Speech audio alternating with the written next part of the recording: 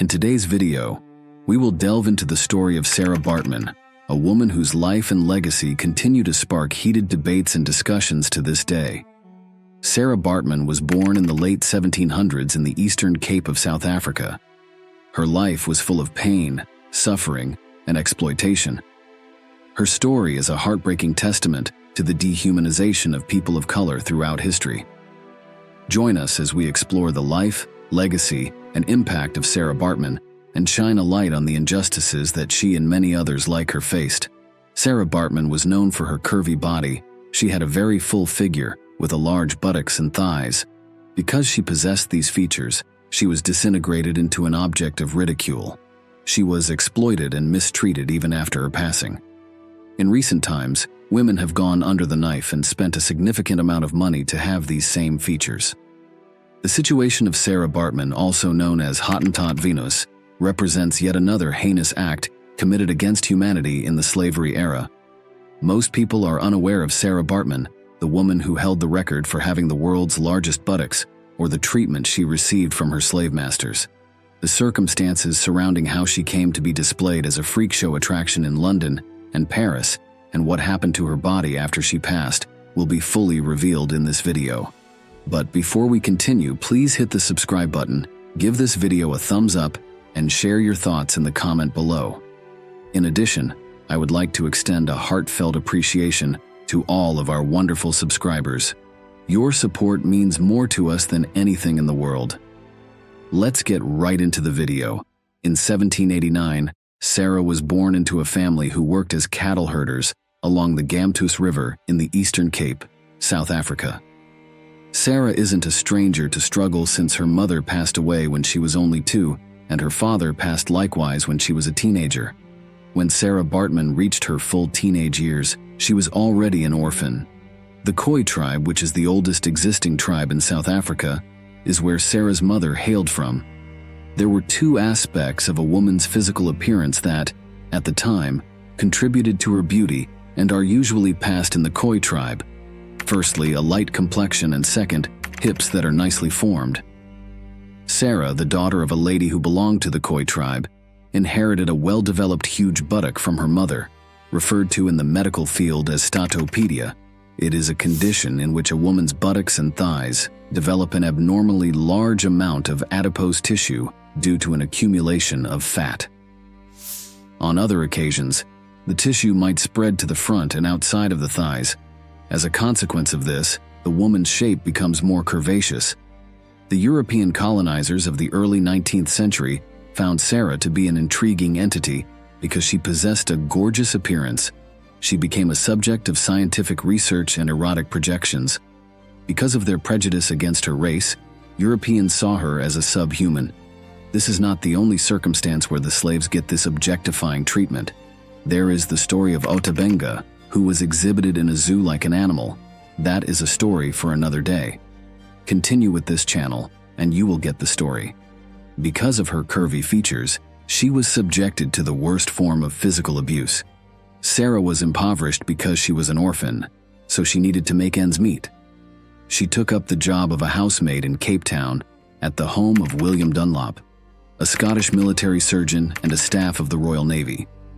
William Dunlop had purchased Sara from an African farmer of the Khoi tribe, who had been her previous employer. Sara's job was to prepare meals and clean the house.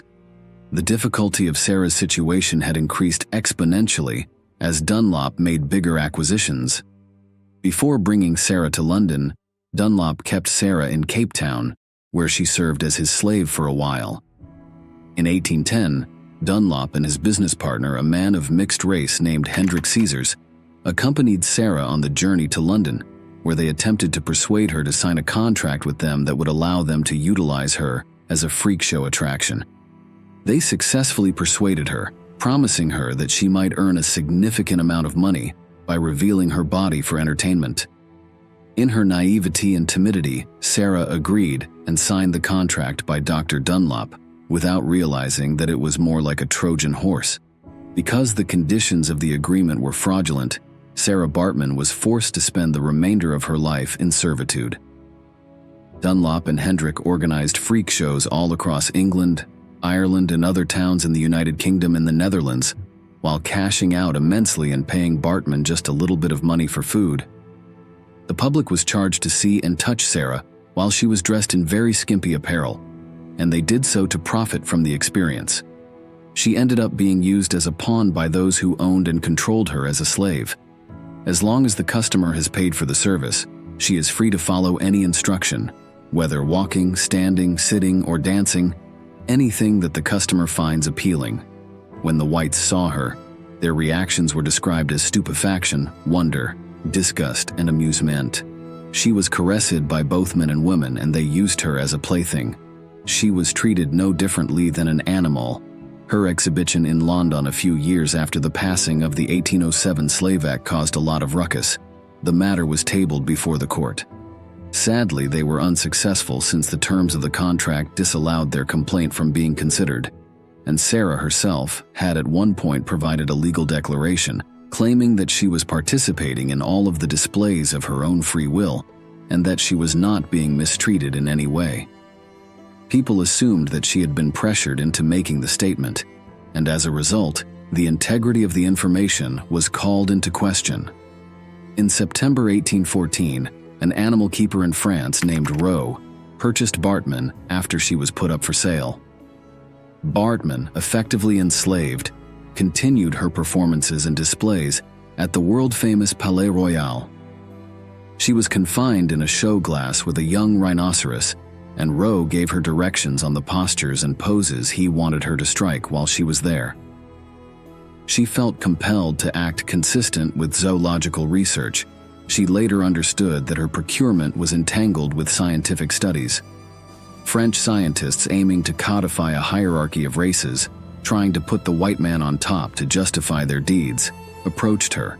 An example is the well-known French scientist who was also the Surgeon General of Napoleon Bonaparte and the keeper of the menagerie at the National Museum of Natural History, Georges Cuvier. Georges Cuvier was said to be the creator of naturalism in France and the comparative founder of anatomy. He intended to conduct a research experiment on Sara, so he was interested in her. Cuvier made statements about her physique and motions, about how they had a rough and erratic quality, like monkeys. This caused a change in her mental state, which ultimately resulted in her becoming an alcoholic. It was said that she was also involved in the adult entertainment industry. These paintings would become monumental representations of the history of scientifically justified racial prejudice. Cuvier, in his efforts to prove his theory, which asserts that Africans were scientifically closer to animals than humans, desired to examine the reproductive organ of Baartman to determine whether or not Baartman had elongated labia. She turned him down.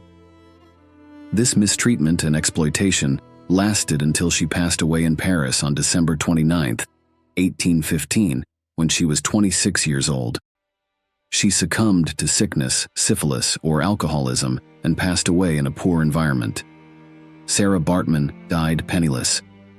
Cuvier continued his studies by dissecting her body after she had passed on. In 1817, a cast of her examined body was made and displayed in Paris. His reflections led him to conclude that black people will never attain the same success as white people. In 1975, her skull and a plaster cast of her body were shown in Paris to the public.